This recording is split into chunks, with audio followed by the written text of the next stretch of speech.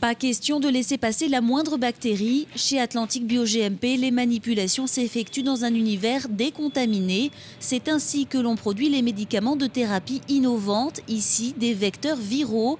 Ce laboratoire destine ses produits à des applications cliniques. Un essai a débuté en novembre dernier sur 9 patients atteints de l'amorose de Leber, une maladie rare dont la forme étudiée ici ne touche qu'une quinzaine de personnes en France. Cette quinzaine de patients ne trouvent pas, on va dire, de médicaments parce que c'est un tout petit nombre de patients. Ils n'intéressent pas non plus forcément les grandes sociétés pharmaceutiques.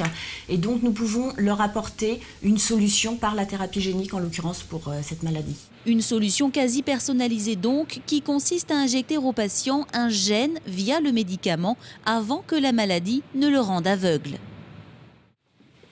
À l'Institut de transplantation rénale du CHU, on greffe 170 personnes par an.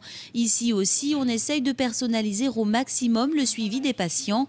Car si en 30 ans, le taux de rejet a été divisé par 10 la première année suivant l'opération, il reste encore trop élevé ensuite. On a quand même, sur le long terme, environ 30% des greffons qui finissent par être perdus dans les 10 premières années.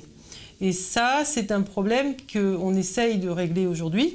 Pour cela, l'Institut tente d'établir une base de données pour calculer les risques de rejet de chaque individu, à travers notamment ses marqueurs biologiques. Si on arrive à identifier les marqueurs qui permettent de trouver des profils de patients à risque, on va essayer d'optimiser leur traitement, donc d'augmenter leur suivi, de les surveiller de façon plus rapprochée et de surveiller plus leur traitement aussi. A l'inverse, les sujets les moins à risque pourraient voir leur suivi allégé et certains rendez-vous remplacés par des visioconférences.